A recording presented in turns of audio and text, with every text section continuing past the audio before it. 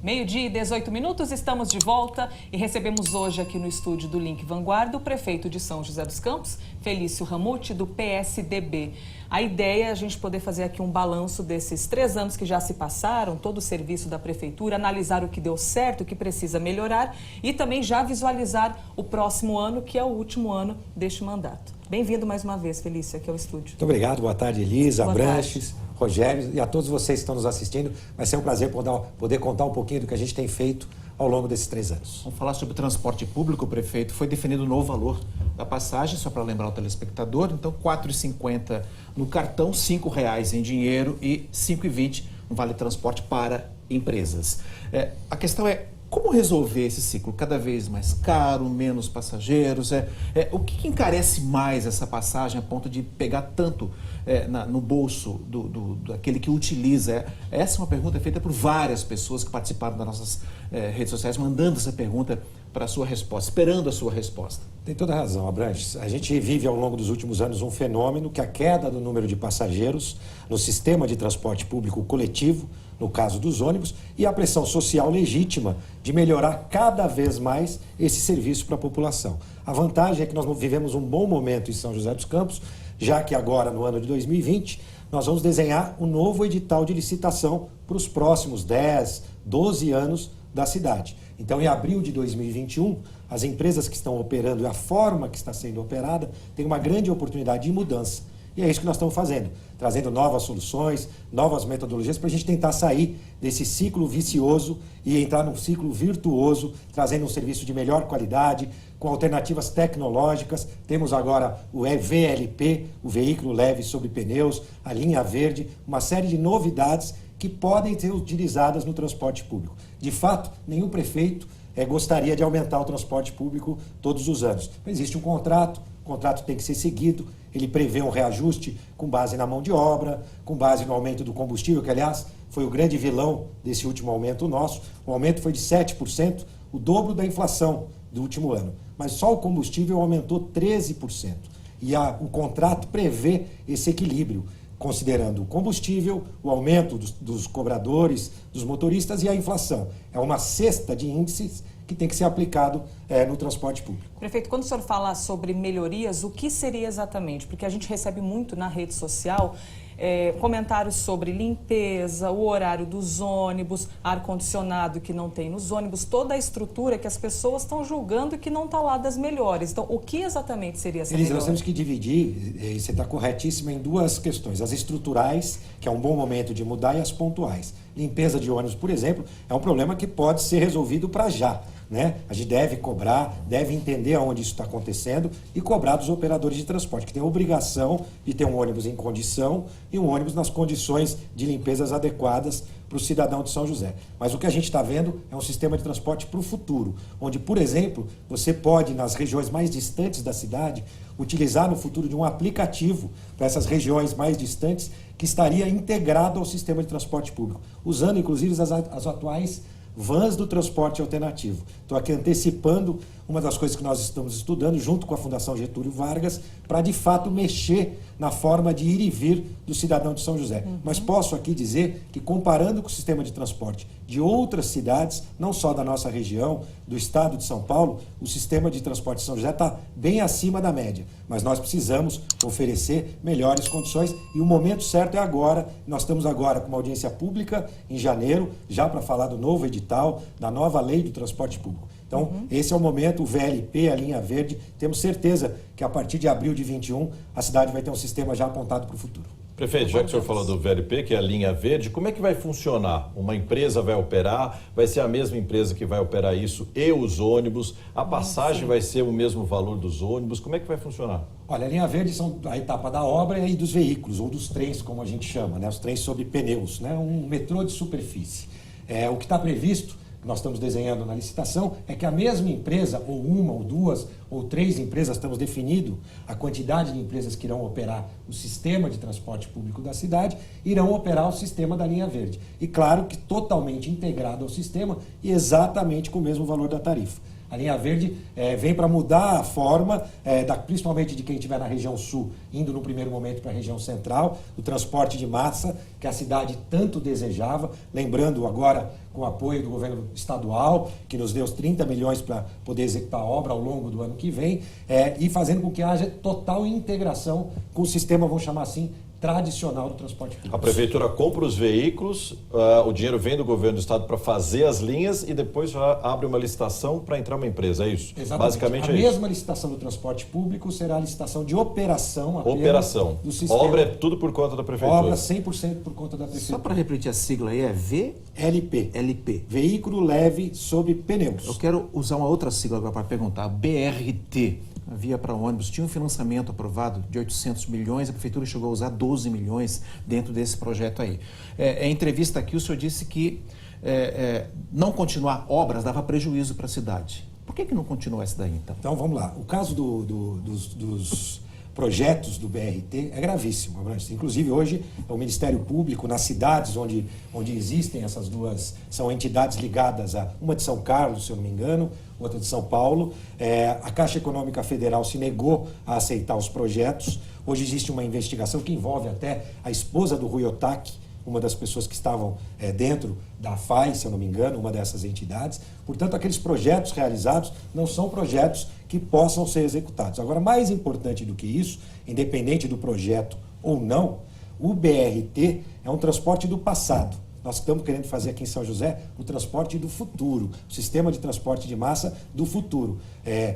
Sustentável, ou seja, com veículos elétricos, né, com pré-pagamento e pré-estações de embarque. É um projeto diferente do BRT, a gente tem certeza que vai servir de exemplo. O BRT, lá em Curitiba, lá atrás, serviu de exemplo para muitas cidades do país, até para fora do país. O nosso VLP, pode ter certeza, vai servir de exemplo também para muitas cidades do Brasil e de fora do Brasil. A gente segue a conversa agora na rua, vamos ao vivo aqui em São José dos Campos saber como está uma obra que está sendo realizada na cidade. Vanessa Vantini está na via Cambuí e vai informar para a gente que trecho foi liberado da obra, Vanessa. O que você tem de informação para acrescentar aqui na nossa conversa? Boa tarde. Olá, boa tarde, Elisa, boa tarde a todos. Olha, foi um trecho bem pequeno, viu? Pouco mais de 1 quilômetro que foi liberado aqui da Via Cambuí. Começa exatamente nesse ponto que eu estou, que é aqui a estrada do aeroporto, e segue até a entrada de um condomínio residencial. A Via Cambuí ela é muito maior, ela tem pouco mais de 8 quilômetros de extensão. A informação que a gente tem é que ainda faltam alguns reparos, que todo o trecho está já asfaltado, mas que ainda precisa fazer sinalização de ciclovia, implantação de lâmpadas e pintura também. Por isso que esse trecho todo não foi liberado. E a informação da prefeitura é que aos poucos, né, esses serviços sendo concluídos, os trechos vão sendo liberados da via. A Via Cambuí, né, lembrando, é uma via importante aqui da cidade, ela vai servir como uma importante ligação, tanto aqui para o pessoal da região sudeste, para o pessoal da leste e chegando até a região central. Então deve ser utilizada aí por muitos motoristas. Mas vale lembrar também que é uma obra atrasada, viu? Inclusive tem uma placa aqui no local que indica que a previsão de entrega dessa obra era em outubro deste ano. É com vocês aí no estúdio. Valeu, Vanessa. Obrigado aí pelas informações. Aí, prefeito, já tem duas questões aí, né? A questão do atraso e a questão de por que ela não foi entregue totalmente apenas um trecho. Então, Rogério, a nossa previsão era dia 31 agora de dezembro, a segunda previsão, uma obra desse tamanho, né? E é importante dizer, hoje em São José dos Campos, nós temos um volume de obras de infraestrutura muito grande acontecendo ao mesmo tempo. A Via Cambuí é a maior obra viária em extensão já realizada na nossa cidade. A gente entende até que esse tipo de atraso não é desejável, mas que pode acontecer. O que nós estamos fazendo agora é liberando aos poucos, liberando um primeiro trecho, sempre com segurança, iluminação. Já liberamos alguns meses atrás o trecho da Sagiro Nakamura também. A soma dos dois vai dar por volta de 2 quilômetros. A via tem 8,5 quilômetros. Ao longo desse mês ainda nós estamos pretendendo, claro, tem o feriado agora, dia 31, pretendemos ainda liberando outros trechos e ao longo do mês de janeiro a conclusão de todos os trechos da Via Cambuí. A gente teve também questionamento judicial numa das saídas ali para a Dutra, né? Ela atrasou um pouquinho mais, talvez essa fique mais para o final de janeiro, no máximo início de fevereiro. Mas com certeza, ao longo dos próximos 30 dias, a via vai estar integralmente concluída. Todo o asfalto já está feito, mas é importante que a iluminação de LED já toda implementada, a sinalização, vocês veem que o trecho já está todo sinalizado, e a gente quer entregar ela do jeito certo, então a cada trecho definitivamente concluído a gente vai entregando. Agora, prefeito, o que nós jornalistas gostaríamos de divulgar aqui é a conclusão de uma obra sem que haja aumento do custo da obra. Vamos falar de orçamento. Essa aí é a Via Cambuí, orçamento inicial, que ganhou a licitação, pouco mais de 90 milhões. Foi para 108 milhões, mais de 20%. A Ponte Estaiada, de 48,5 para quase 60 milhões, mais de 21%. Por que valores tão mais altos, prefeito? Como é que fica? É possível terminar uma obra com valor previsto que ganha, ou a primeira empresa que ganha e apresenta? Excelente oportunidade de esclarecer, Abrantes. Primeiro, deixar muito claro, orçamento é o valor que a prefeitura e seus técnicos orçam para uma obra. No caso da Via Cambuí, o valor do orçamento foi 139,94 milhões. Esse foi o valor orçado pelos técnicos da prefeitura. Houve uma disputa entre empresas, o que foi muito bom, que reduziu esse valor para 90,4 milhões. E por que houve essa disputa? Porque São José hoje é reconhecida como uma cidade que paga em dia as suas obras, uma cidade que não tem maracutaia nos jogos de licitação. Então o orçamento, inclusive, o que a prefeitura teve que deixar um dinheiro reservado foi de 139 milhões. Esse dinheiro foi reservado para executar a obra. De fato, ao longo da obra, no caso da Via Cambuí, nós incluímos serviços. Isso fez com que este valor de 90,4 fosse aumentado em 8,4 milhões. Também tivemos o reajuste, porque a cada ano está previsto no contrato um reajuste contratual, Rogério. Então ela já chegou a 108,6. Subiu mais 10 milhões. Ainda 30 milhões a menos do que o valor que nós tínhamos deixado reservado para executar. Então a gente cuida bem do recurso público para que a gente possa investir de fato naquilo que é necessário. No caso da Via Cambuí, nós incluímos rotatórias que não estavam previstas no projeto original. Quando você está andando, vê que tem um solo que estava previsto na sondagem, um determinado tratamento, e na execução da obra se viu que precisava de outro tipo de tratamento, você tem que corrigir isso para ela ficar com uma boa qualidade. Por isso houve esse aumento, não do orçamento, do valor da licitação. A mesma coisa aconteceu com a Ponte Estaiada. Foi licitada por 62,9 milhões, que era o orçamento, deixamos o dinheiro reservado, anunciamos esse valor para o cidadão de São José, venceu por 48,5 e agora já está em 58,8 milhões. 3 milhões ainda a menos do que de fato o valor orçado pela prefeitura. Então a gente tem que separar. O nosso desejo é que não precisasse, mas ao longo da obra você percebe, nós temos que asfaltar um valor, uma quantidade maior do que o previsto, então a gente cuida para que cada centavo dos recursos públicos sejam investidos corretamente. Prefeito, e afinal, a história do BID, que é o Banco Interamericano de Desenvolvimento, para quem não acompanhou, um argumento da prefeitura, tinha muita gente que criticava a obra, dizia, por que não usa todo esse dinheiro para a saúde, para a educação? E o argumento da prefeitura era o seguinte, o dinheiro vem do BID para mobilidade urbana, nós não podemos usar para outra coisa, certo? Certo. A prefeitura disse isso ao longo de muitos meses. Que história é essa que o BID está dizendo que não deu dinheiro para a Ponte Estaiada? Rogério, vamos reiterar, então, é uma grande oportunidade de esclarecimento. Vou repetir aqui, na frente dos seus milhares tá gravando.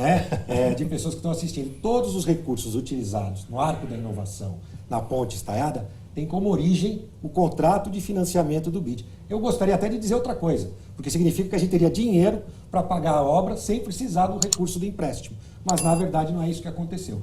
Todo o dinheiro, aliás, a obra está com pagamento rigorosamente em dia, assim como todas as obras da cidade. A Arena, por exemplo, nós usamos recurso do caixa da cidade para pagar. A Ponte Estaiada, o Arco da Inovação, vou repetir aqui, 100% do recurso tem como origem o contrato de financiamento do BID. Por que o BID fala que não está financiando? Então, até o final desse mês de janeiro se encerra o contrato do BID. Nós vamos ver todos os valores aportados pelo BID e os orçados pela cidade. Nós vamos ver que o valor previsto para a saúde foi investido mais do que o previsto, 40 milhões na saúde, foi investido mais do que o previsto na educação e os recursos utilizados para a Ponte Estaiada vêm da linha de financiamento com origem no contrato do BID. Nós vamos conseguir mostrar e comprovar tudo isso, então eu tenho aqui que repetir que qualquer centavo aplicado hoje no Arco da Inovação, na Ponte Estaiada, tem como origem o contrato do BID. É que o senhor falou assim, não fica claro, o dinheiro não vem do banco emprestado e está aqui, prefeitura, pega esse dinheiro e faça a obra, não é assim que funciona?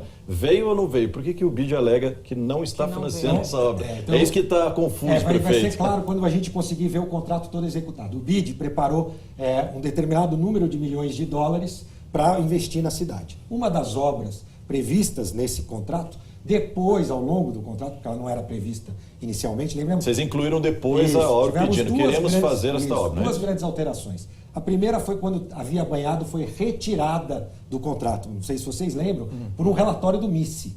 Esse mesmo relatório que apontou as questões da Ponte Estaiada. Mas então a gestão passada resolveu retirar essa importante obra de execução, na minha opinião, fazendo com que a cidade perdesse muito. No caso da Ponte Estaiada, a mesma coisa. O MICE apresentou um relatório, lembrando que o MICE não é o BID. O MICE é um órgão de controle separado do BID, apontando mais uma vez, aliás, denúncia das mesmas pessoas que denunciaram em relação ao banhado, a Via Banhado, e nós, da Prefeitura, então, sentamos com o BID para entender se havia outras formas do recurso vir para a cidade e a gente pudesse utilizar recursos do BID para pagar também esse contrato da Ponte Estaiada. E foi isso que a gente conseguiu. Então vocês vão ver, detalhe por detalhe, como existiam, por exemplo, os pagamentos que nós tínhamos feitos já anteriores do contrato e que o BID passou a financiar para a cidade. Então nós trocamos esses pagamentos anteriores. O contrato do BID prevê contrapartidas e prevê financiamentos diretos. Obras que tinham entrado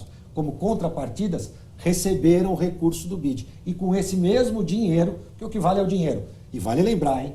Sempre é o cidadão que paga, seja através do empréstimo do BID ou do orçamento direto. Sempre aquele que arrecada os impostos, o cidadão de São José, é quem paga todas as obras. No caso aqui, repito, utilizamos recursos oriundos do contrato do BID. Então, para a população, o senhor está citando aí os cidadãos, né? Até chegaram mensagens, a gente tem aí na nossa tela algumas mensagens que chegaram, de quais setores serão cortadas as verbas, né? Para as pessoas que estão ali com essa informação não muito bem clara. Então, por exemplo, não vai ser retirado orçamento de qualquer outro lugar, não é do caixa da prefeitura que vai ser retirado o dinheiro para a obra. É do BID. Isso é uma dúvida do Mário, de São José dos Campos. O Daniel também pergunta isso, de quais setores serão cortados verbas para a Ponte Estaiada, uma vez que o dinheiro não virá do BID. Excelente. Por isso que está dando essa Mário, discussão Daniel, toda. Excelente, vou responder olhando para vocês aqui. Nenhuma verba foi retirada de nenhuma outra pasta. O recurso foi utilizado de empréstimo do BID, oriundo de empréstimos do BID. Nós vamos, ao final de janeiro, mostrar o orçamento do município executado, onde vai mostrar, por exemplo, que na saúde nós investimos 40 milhões a mais do que o orçamento, na educação também a mais do que o orçamento e conseguimos executar a Ponte Estaiada. Mas não é uma promessa, até porque ela já está sendo executada, já tem quase 90% executada, né, o Arco da Inovação. Consequentemente, já foi paga. Então, nós vamos comprovar que o recurso pago é oriundo do contrato do BID. Prefeito, muita gente falando de saúde, mas só para esclarecer, a informação é do próprio BID, tá? Que não está, foi palavras do próprio BID que mandou para a gente, que não está financiando. Mas tem mais participação porque o assunto de saúde é outro que bombou nas nossas redes sociais. Perguntas estão abertas, inclusive, para o senhor olhar depois e responder para cada um deles. Pergunta ali da Renata Silva, de São José dos Campos, a gente vai ampliar para conseguir ler melhor, a respeito do atendimento de especialidade. Exames como ultrassom de mama são muito demorados. Eu fiz o meu 1 ano depois da mamografia. A médica ficou horrorizada, eu vou ter de fazer novamente. Também tem uma outra pergunta que fala a respeito de quando é que vão agilizar os exames de especialidade. Está ali, da Dani Vieira. Eu tenho doença autoimune e estou há 1 ano, literalmente, esperando o reumatologista e nada. Isso sem falar nos exames, que também demoram, e que a médica pediu um ultrassom urgente para mim. Enfim, acabou que a situação dela virou uma confusão, porque ela não consegue ir à médica sem antes ter o exame. A gente mostrou uma reportagem recentemente aqui no Link Vanguarda, mostrando gente que está ali há 4 anos, por exemplo, esperando por um ultrassom. 11 mil pessoas na fila para conseguir se consultar com o dermatologista. E pusemos na reportagem também que vocês estavam inaugurando um novo espaço para esse atendimento de especialidades. Quando é que, de fato, a fila para os especialistas vai diminuir aqui em São José? Porque todos os dias as pessoas nos perguntam isso. Excelente. Dani e Renata, elas estão com razão em relação às especialidades. Vale lembrar, nós inauguramos hoje a 32ª, entregamos, na verdade, que eu não inauguro, o BS Resolve, que são os exames antes dos especialistas. E ao longo dos 3 anos, nós ampliamos, Elisa, em 26% o número de consultas na nossa rede de UBS. Para vocês terem uma ideia, contando tudo, todos os atendimentos de saúde do município, nós fazemos 10 mil consultas por dia. 200 mil consultas por mês. É muita coisa. E como nós aumentamos na rede básica, lembrando, para você utilizar os especialistas, você primeiro acessa a rede básica, onde a gente tem o clínico geral, o pediatra e o ginecologista. Quando o clínico geral não consegue a solução para o seu problema, ele encaminha. Com esse aumento de 26% das consultas na rede básica, houve, de fato, um aumento da necessidade de consultas de especialidades. E nós, então, passamos a trabalhar nisso. Então, várias especialidades nós já conseguimos reduzir a fila. Fazendo o que a gente chama de reduzir a fila, Abrantes? A gente chama de atender em até 60 a 75 dias os casos de não urgência. Não existe atendimento em uma semana. A gente não deve preconizar isso como ideal. E eu também, vocês podem perceber, a gente não faz mutirão. Não adianta eu fazer um mutirão, zero a fila, passa 3 meses, a fila volta. A gente tem que oferecer a quantidade de consultas necessárias para reduzir a fila e atender a demanda. Então, por exemplo, cardiologista, nós não vamos ter ninguém esperando. Oftalmologia, consulta, nós não vamos ter ninguém esperando. Que é um grande problema na cidade. Hoje, oftalmo... Uma promessa, então, que não vai ter gente esperando. Oftalmo já não tem. Eu já posso afirmar para você. Cardiologista, oftalmologista, ortopedista, ninguém espera mais de 60 a 70 dias para uma consulta nessas 3 especialidades.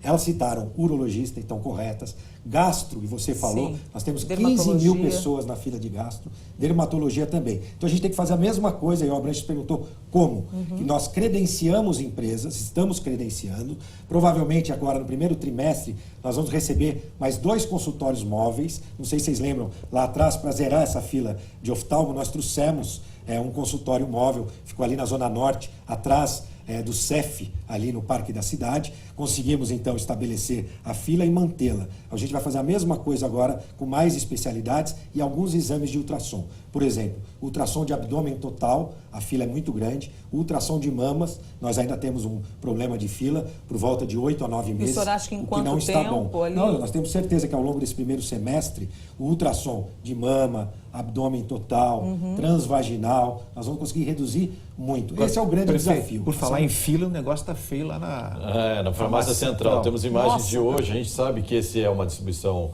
que os remédios vêm do governo do estado, mas a distribuição fica a cargo da prefeitura. Olha o tamanho da fila de novo, prefeito. Gigantesco. Qual é o sistema inteligente aí que vocês estão bolando para resolver isso? Na verdade, em janeiro, no próximo dia 31 Era promessa, de janeiro, e nós estamos aqui reafirmando, nós vamos assumir de fato toda a distribuição. Nesse caso específico, é importante dizer, apesar de ser de responsabilidade ainda do Estado, nós não assumimos 100%, é que ao longo do mês as pessoas poderiam pegar os seus remédios. E elas têm até o último dia útil do mês, que coincidiu de ser hoje. Até porque nós temos os feriados, e consequentemente todos deixaram para ir no último dia. Acumulou. Todos serão atendidos, tem medicamento, já fui informado que os medicamentos estão disponíveis e este mês nós já fizemos vários agendamentos, o atendimento com agendamento. Por volta de 140 pessoas todos os dias estavam indo já com hora marcada, que era o início do processo quando nós vamos assumir definitivamente. Em janeiro, 31 de janeiro, pode ter certeza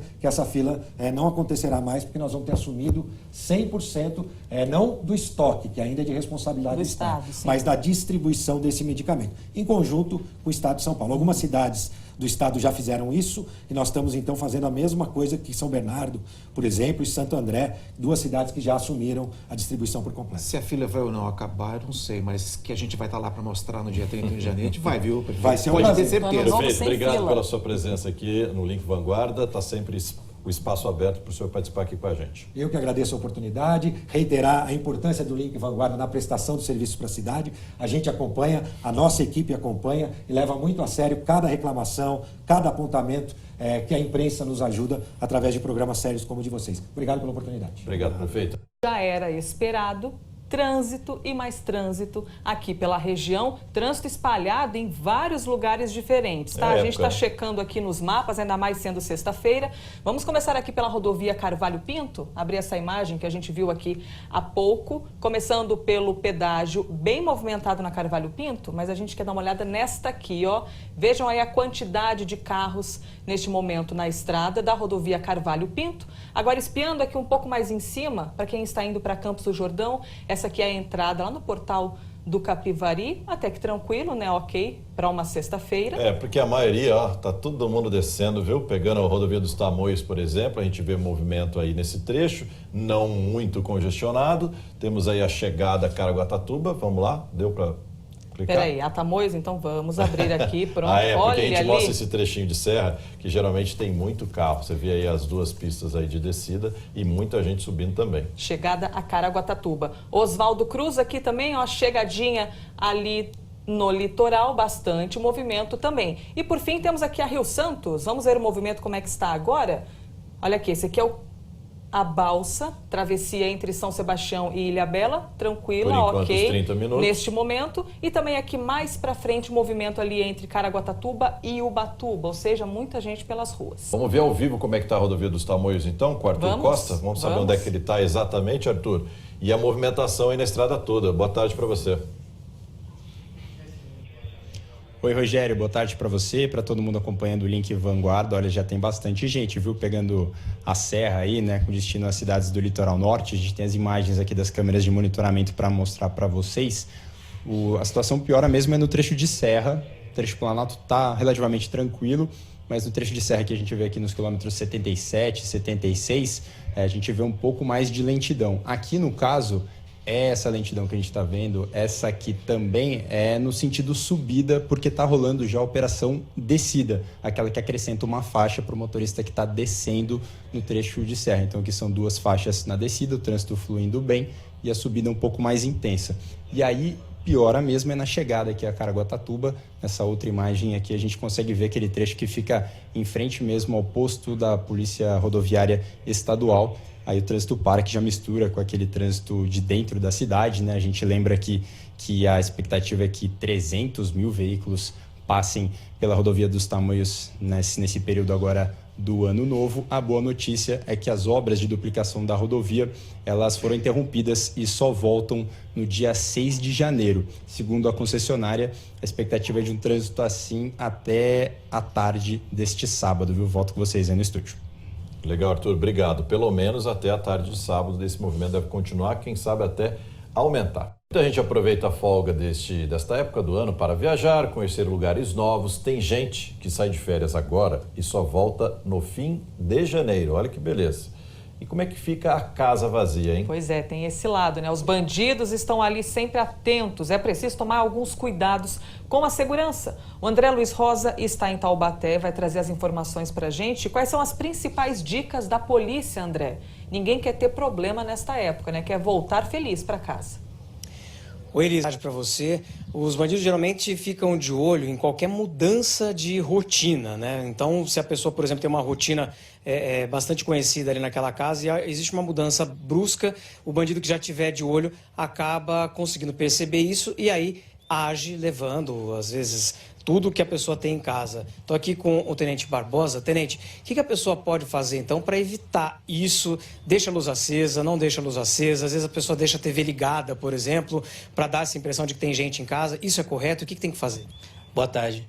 O ideal é a pessoa não demonstrar que não tem ninguém em casa. Então, o ideal é a pessoa verificar um vizinho de confiança, uma pessoa na qual ela confie, para poder, no período noturno, de repente, acender uma lâmpada, no período diurno, apagar essa lâmpada, porque se a lâmpada ficar acesa 24 horas, vai demonstrar que não tem ninguém em casa.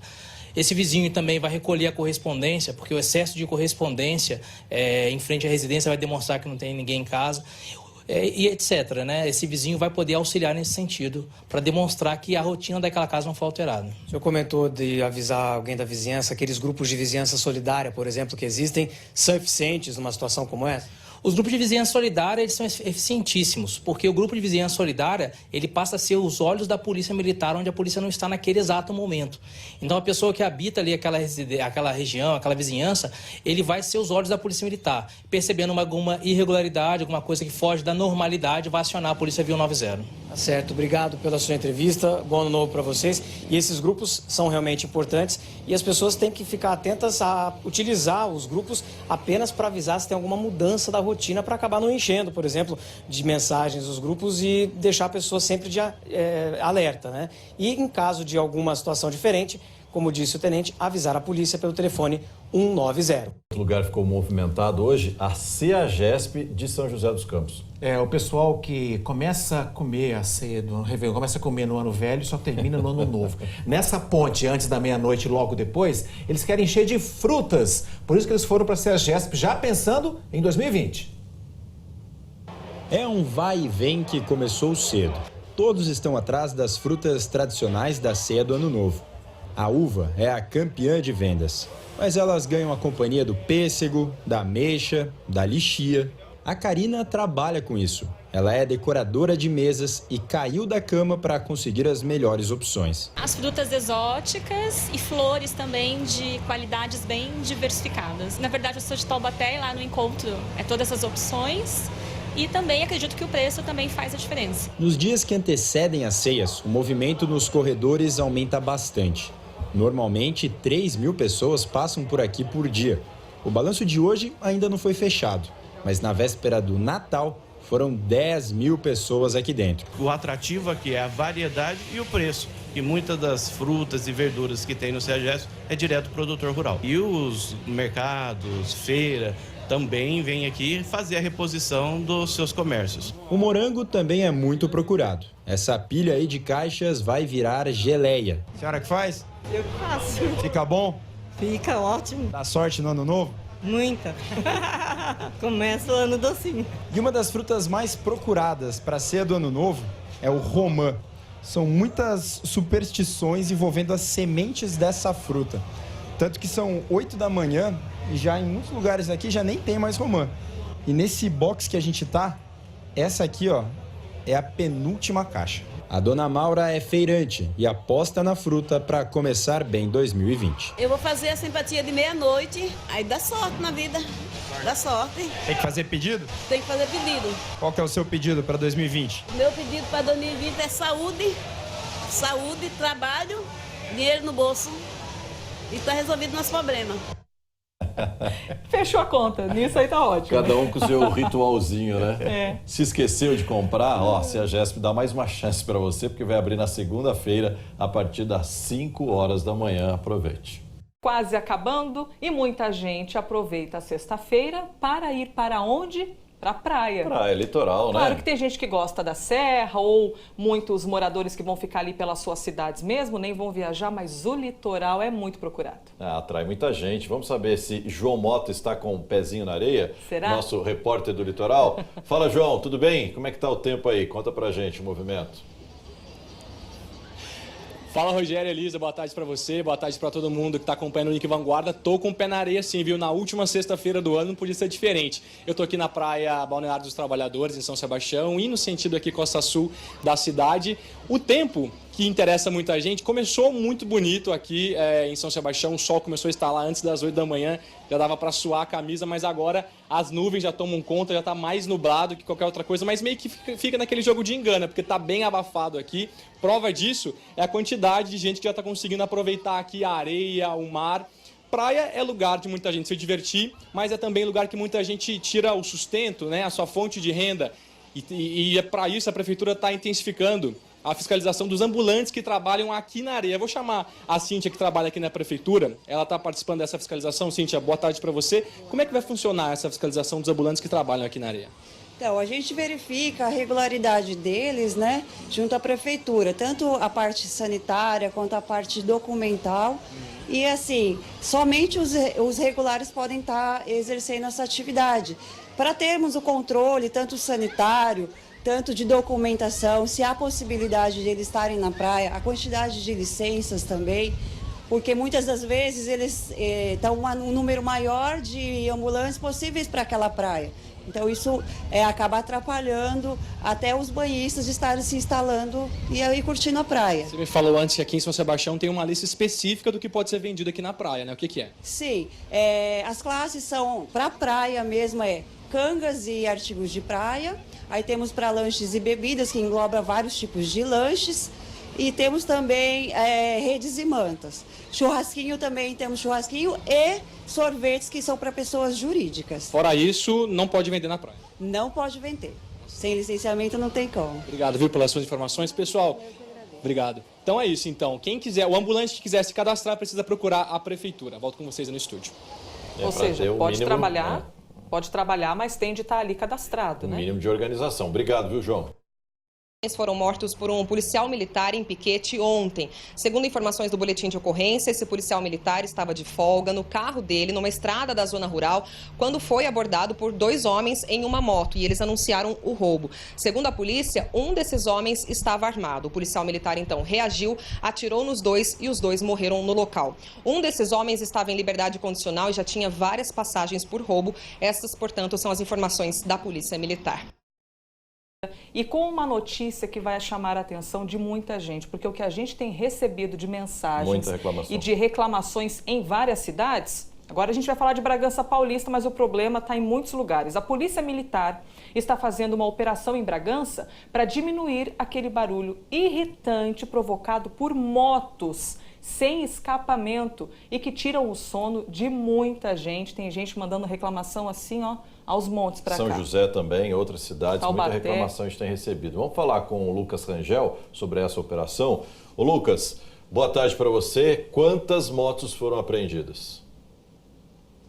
Tudo bem, Rogério, Elisa, boa tarde para vocês, boa tarde a todos. Essa operação aconteceu aí no período de Natal, né? Mas ela segue até o fim do ano. A capitã Camila está aqui com a gente, da Polícia Militar. Capitã, qual foi o objetivo dessa operação? Fiscalizar principalmente essas motos fazendo aquele barulho alto, enfim, mas são várias outras infrações envolvidas. Boa tarde, Lucas. Obrigada pela oportunidade. A Polícia Militar agradece. Exato. O nosso objetivo é intensificar a fiscalização dessas motocicletas que estão em estado irregular, seja do condutor, seja da motocicleta. Então, essa operação ela veio desde o dia 20, ela se estende até o final do ano e até enquanto for necessário. Nós tivemos aí um número de 40 já motocicletas apreendidas, entre veículos 4 rodas e 2 rodas, chegamos a somatória até hoje de 63.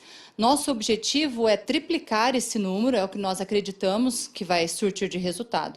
E o que nós constatamos foram essas irregularidades, em especial as que causam perturbação de sossego, as pessoas e a população, que nada mais é do que o escapamento dessas motocicletas em condições irregulares, contra a normatização.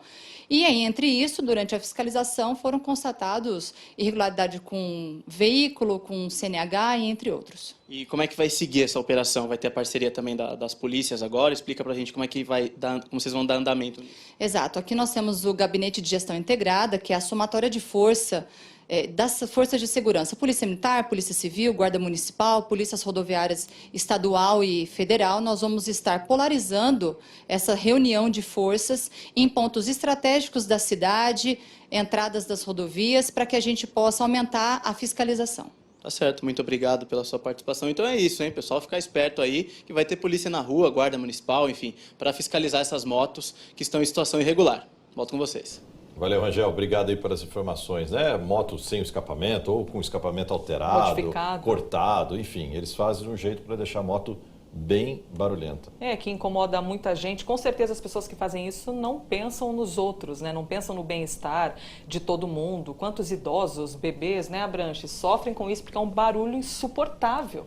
Não dá para imaginar o que se passa na cabeça de uma pessoa que altera a moto dele exatamente para causar um barulho e prejudicar um monte de gente pelas ruas por onde eles passam. E, aliás, esse transtorno aí, causado pelas motos barulhentas, não tem ocorrido só em Bragança. Em Taubaté, moradores da Estiva e do São Cristóvão procuraram nossa produção para falar que o barulho tem sido insuportável à noite. E em São José dos Campos, moradores das zonas Leste, Sul e Norte entraram em contato com a gente para reclamar das motos barulhentas. Nós procuramos a Polícia Militar, mas não tivemos retorno até agora sobre os problemas relatados em Taubaté e em São José dos Campos.